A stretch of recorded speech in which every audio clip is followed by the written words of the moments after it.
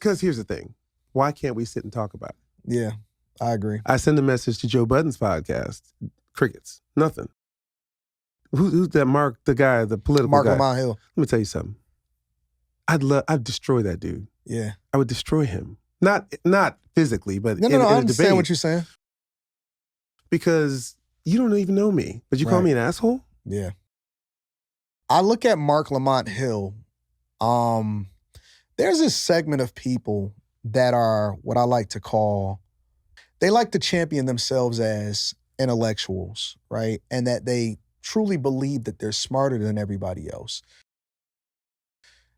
But I don't really believe that because I never see the results. Right. It never translates, right? So I see people hand him his ass all the time. yeah,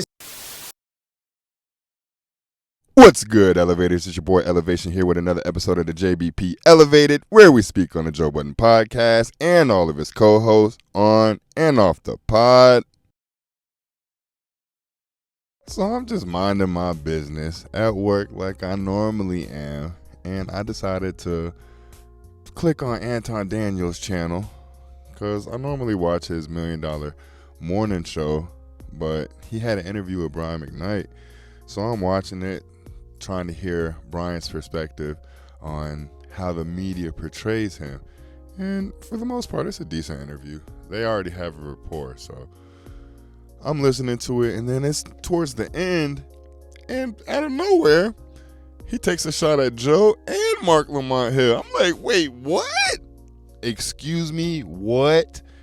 And then I go on Twitter to see if Marc has seen it, and of course, the clip all over Twitter feed. It's clipped all the way up. I'm like, oh man, this is a big deal. But is it a big deal? And if it is, what are the repercussions of actually debating an Anton Daniels or a Brian McKnight? Because on the positives and the pros, it's going to bolster everyone's, I guess, demo or the analytics. Everybody's going to get a viral moment off of this. Because who the hell would have thought Marc Lamont Hill would be debating a singing nigga or an artist and a red pill nigga? And let's be clear, I watch Anton Daniels. I don't consider him a red pill nigga myself. So does that make me red pill? I don't know. But that is where he lines up with, or the manosphere, for lack of a better term. Marc isn't trying to be seen with them because we already saw how he reacted to Myron when he went against Myron on Piers Morgan's show. But I can't say that and then sit here and say that he wouldn't debate Anton Daniels. How would that benefit Marc Lamont Hill though? Because if he wins, then he's just the intellectual nigga doing what he's supposed to do. But if he loses, then that opens up the floodgates. And Anton threw the shot that all the intellectuals actually hate. He threw the shot that Marc is gonna intercept. Oh, I hate the niggas that front like they're intellectuals, but they don't have any results. What does that mean?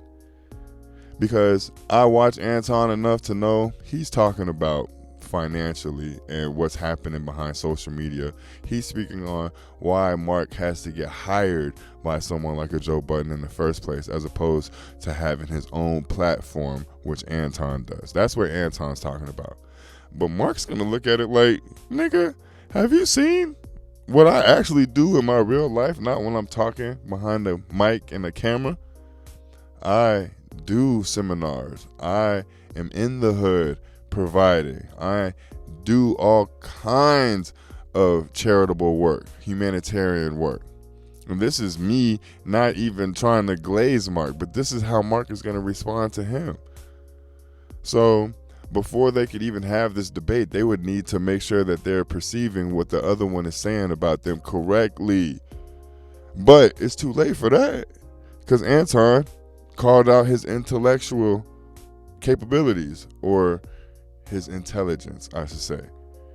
But Brian McKnight is the one that brought Marc up in the first place. Brian McKnight, we've never heard you debate or say anything outside of an interview. We only know you to be a quote-unquote terrible person because of what comes out about you. You're not out here making airwaves with your voice. outside of singing. So how is it that you're going to sit here and say you'll do these things to Marc Lamont Hill?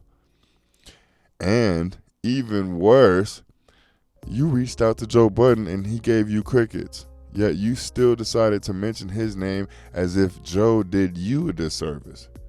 Now, because his name is circulating more than it normally is, with people speaking on him, he's going to have to respond to this. Like, yeah, motherfucker, I didn't respond to you. Same shit with Tasha K.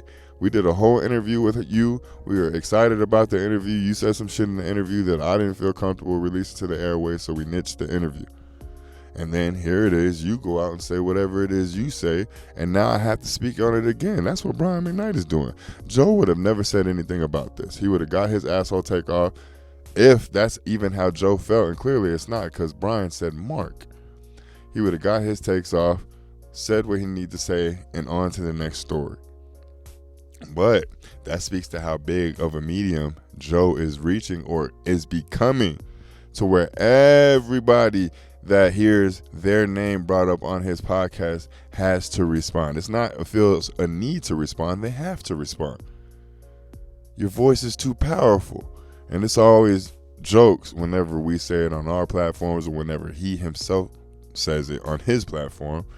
But it always reverberates with me whenever you hear everybody else speaking on the things that he said about them. If he was a nobody, like they treated him when he was rapping, none of this hits anybody's airways. But I am curious to see what would happen if Marc Lamont Hill, Joe Budden, Anton Daniels, and Brian McKnight all got in the same room.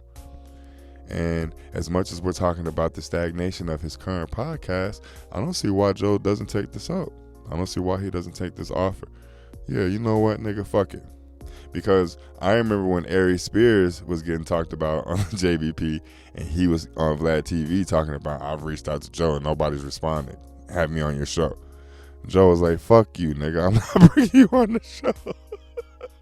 But because I personally don't think Joe shares the same sentiment as Marc on the Brian McKnight topic, he didn't want to bring it to the airways. But now, because Anton Daniels himself has a big platform, it has to get mentioned.